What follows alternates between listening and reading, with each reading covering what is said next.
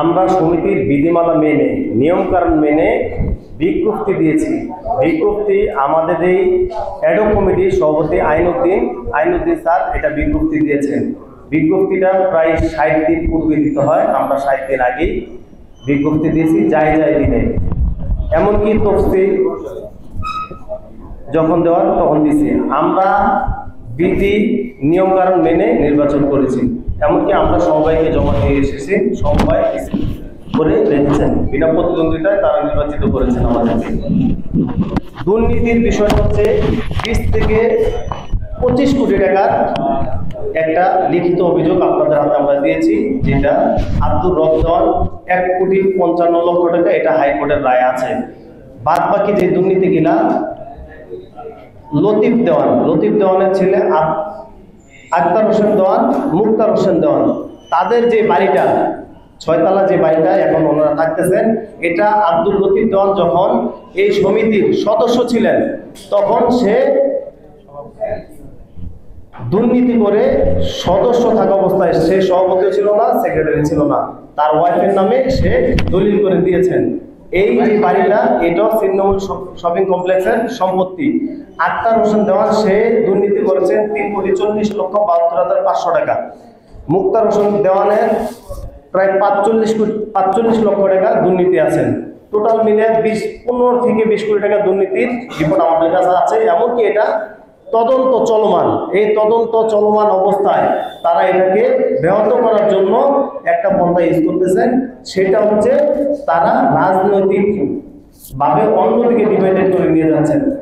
তারা ছাত্র হত্যা মামলার আসামি, ফ্যাসিস্ট সরকারের ফ্যাসিস্ট তারা।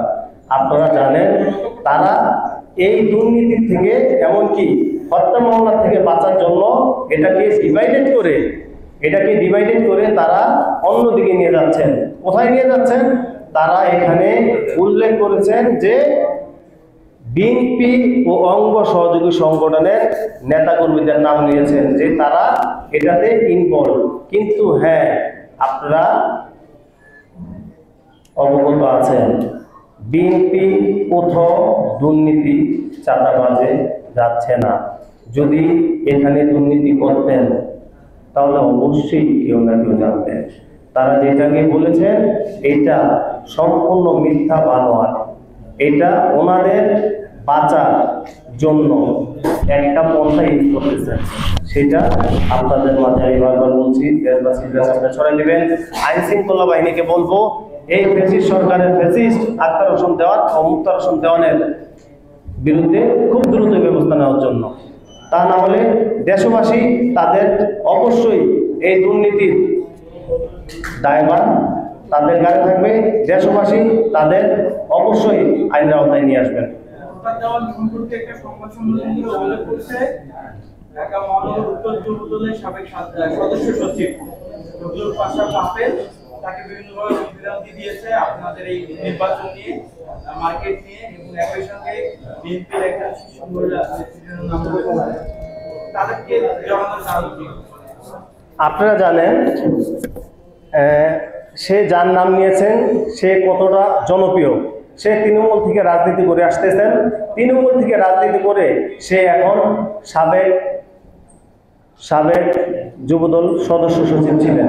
এমনকি তার জনপ্রিয়তাটা শুধু মিরপুর কেন্দ্রিক না, সারা বাংলাদেশ কেন্দ্রিক তার জনপ্রিয়তাটা। আপনারা জানেন রাজনীতির মাঠে প্রতিপক্ষ থাকেন, এটা প্রতিপক্ষ হতে পারে, তাদেরকে ইউজ করতেছেন বা কোনো ক্ষেত্রে তার সুনাম নষ্ট করার জন্য এই অবস্থান নিয়েছেন। আচ্ছা, আপনি যেমনটা বলছেন যে রাজনৈতিক প্রতিপক্ষ থাকতে পারে, আপনারা কি মনে করছেন যে অন্য কোনো রাজনৈতিক দল বিএনপির নাম বদনাম করার জন্য মূলত এটা করছে? আমরা আশাবাদী, কারণ হচ্ছে আপনাদেরকে আগেও বলেছি, আমি এখনো বলছি, আপনারা স্পষ্ট আছেন আক্তার হোসেন দেওয়ান, মুক্তার হোসেন দেওয়ান তারা কিন্তু ক্ষুদ্র ব্যবসায়িক না, তারা ফ্যাসিস্ট সরকার, শেখ হাসিনার আমলের ফ্যাসিস্ট। তারা বিগত দিন যাবৎ আমলি করে আসতেছেন, এমনকি দখলবাজি, আত্মসাৎ, লুণ্ঠন, তৃণমূল বণিক সমবায় সমিতি লিমিটেডের কোটি কোটি টাকা তারা আত্মসাৎ করেছেন। আপনারা দেখতে পারবেন আক্তার হোসেন দেওয়ান ও মুক্তার হোসেন দেওয়ানের বিভিন্ন ছবি, বিভিন্ন প্রোগ্রাম, এটা সরাসরি যে আপনাদের মাঝে আমি এর আগেও দেখেছি। তাহলে আপনারা বুঝেন তারা যে অপপ্রচার চালাচ্ছেন বিএনপি বা অঙ্গ সহযোগী সংগঠনের নামে তারা যে অপপ্রচারগুলা চালাচ্ছেন, এই অপপ্রচারগুলা ওনারা কেন চালাচ্ছেন? বিএনপিকে একটু দেখেন, বিএনপিকে হেয় করার জন্য, বিএনপিকে ছোট করার জন্য। তারা যে দুর্নীতিবাজ, আওয়ামী লীগ সরকারের ফ্যাসিস্ট, তারা যে আওয়ামী লীগ সরকারের ফ্যাসিস্ট, তারা যে দুর্নীতি করেছেন, তারা জানে যে আওয়ামী লীগ একটা দুর্নীতি ফ্যাসিস্ট সরকার ছিলেন। তাদের দোষক তারা বাঁচার জন্য ডিভাইডেড করে বিএনপি ও অঙ্গ সহযোগী সংগঠনের নাম ব্যবহার করতেছেন।